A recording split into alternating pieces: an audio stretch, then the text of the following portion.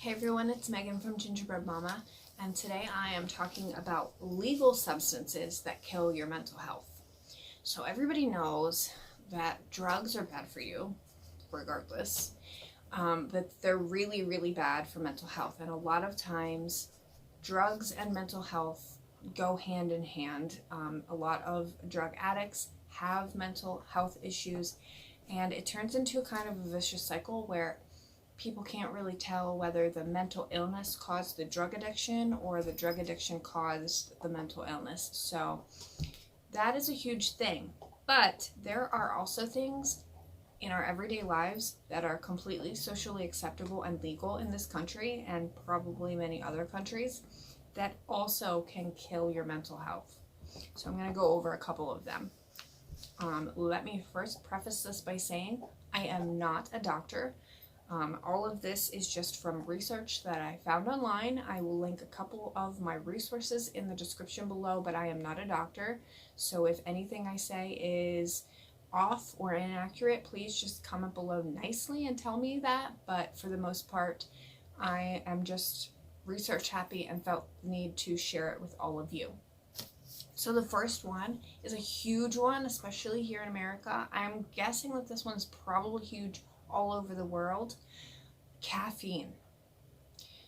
Let's face it, many of us could not survive without it, and I am one of them. I need my cup of coffee every morning, but let me say that I have to limit myself to one.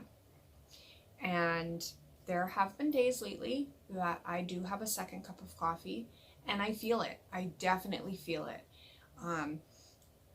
Caffeine is a stimulant, so it stimulates your body so that you can get more done, but it also makes you more nervous, it makes you more anxious, it makes you have a faster heartbeat. Some people may not know this, but more than 500 milligrams a day can cause insomnia, which then in turn makes you need more caffeine, and it's just a vicious cycle in itself.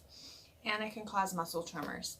And all of these things are just going to make you in a bad mood. They're going to really plague your mental health. So everyone that I know of, except for my kids, consumes caffeine. So just be mindful about it and limit how much you intake.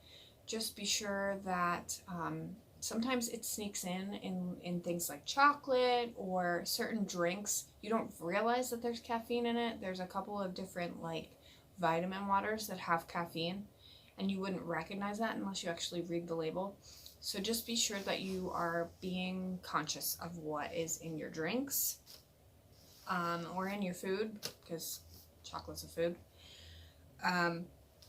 And just take a watchful eye on if you decrease how much caffeine you're drinking, what it does to you.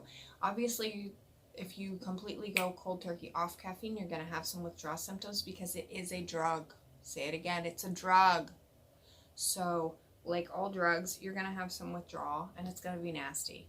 But there have been times in my life where I was completely off caffeine and honestly, I felt way better. So if you're able to do that, I recommend it. Second one, another socially acceptable one, especially in this country, is alcohol. There is a double-edged sword with alcohol. People kind of look at you funny if you're sober. They immediately think that you must have been an alcoholic or that you did something legally wrong, when in reality, that doesn't have to be the case. Sometimes, like me, you choose to abstain from alcohol for health reasons. And people do tend to kind of look at you because a lot of situations, a lot of celebrations revolve around alcohol. Weddings, graduations, all sorts of different holidays.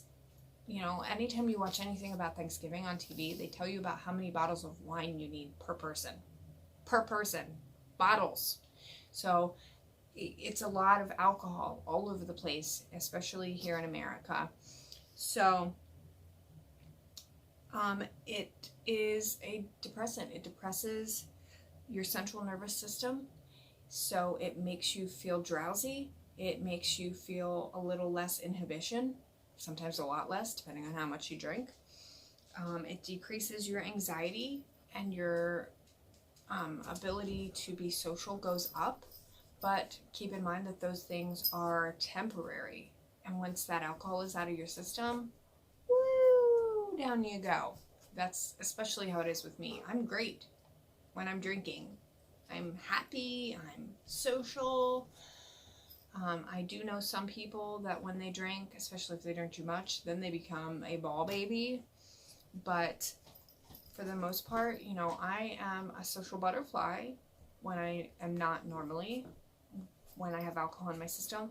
But then even if I have one glass of wine, the whole next week, a full 7 days, I am upset and crying all the time, and I'm more depressed. So just keep an eye on yourself. Some people don't have that effect, but a lot of people do, and they don't even realize it. I have a piggy on my lap right now. This is Maxwell. Max, go that way. He wants to play. So my next one is pretty prevalent here in the United States. I'm not sure if other places really have these as much, but I know here in the US we do, and that is energy drinks.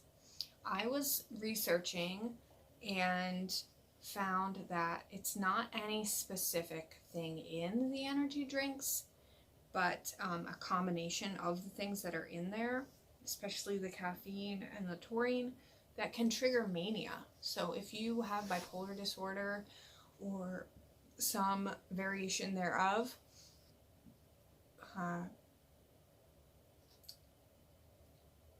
energy drinks can cause mania. They can cause you to go completely the opposite direction. Yes, they make you feel more awake, they make you feel great, but a lot of the research that I read said because it does that, it also affects your sleep cycle, which then is a vicious cycle and throws you the other direction, puts you into mania. I know there for a while I was drinking a lot of energy drinks, and in that time I was also very, very, very manic. So I don't drink them anymore.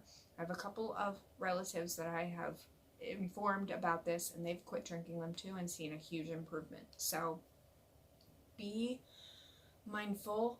If you start to feel more irritable when you're drinking energy drinks, it could be just that there's so much caffeine in them. It could be the combination of the caffeine. You don't necessarily have to have bipolar disorder to feel an effect from an energy drink. So just kind of keep an eye. Just because you don't have what I have doesn't mean that it's not going to affect you at all. Next one is huge, I think probably everywhere, and that is sugar. A lot of people argue with me about this, but sugar is a drug. Sugar is I joke that it is a controlled substance in this house. My kids, yes, it's in a lot of our foods, and it's, you know, buried in, and we don't even realize it's there. But as far as actual candy, it's very, very limited in my house. I've been a little more lenient lately, probably because it's summer. But for the most part, my kids, if they want candy, they have 1 or 2 pieces, and that's it. They can't have a whole bag of M&Ms. They can have a handful. They can't have an entire candy bar. They can have, you know, a section of it. So I am trying really hard to instill in my kids the need for moderation with sugar. My main reason for that at first was to save their teeth, because when I was a kid, I didn't take care of my teeth very well, and I had a lot of cavities. I don't want them to have to go through that. But then I started researching and started doing a lot of evaluation within myself and realized that it has been shown, I've found lots of research to support, that sugar mimics the effects of cocaine, especially in a kid's young, vulnerable brain. So keep that in mind if you're going to give them a huge sugary beverage. Sorry that the camera shook. Maxwell decided to go right up against my tripod there for a minute. just keep that in mind if you give them a sugary beverage or you give them candy. I am not at all saying that you have to completely eliminate those things, hi Maxwell, or that you are a horrible person for giving those to your kids. I eat a lot of candy myself. I just don't do it around my kids. And I feel it when I gorge on candy, I'm feeling a lot different. It makes me feel like crap. So just keep an eye on it, is all I'm saying. I'm not judging you if you do these things. I'm just telling you to kind of keep an eye on the sugar, because it does really affect you and your kids. So these are the things that I have figured out so far that are legal substances, especially here in the United States, that can affect your mental health. So just keep an eye on them. Keep a little better judgment on how you're feeling. Sometimes we just ignore how we feel just to get through our day. If you really start to kind of pay attention to your body, you'll realize how these things are affecting you. So just keep an eye out, and maybe you can improve your mental health in just tweaking the amount of these things that you have. Just remember that there's no such thing as a cookie cutter life. Take care.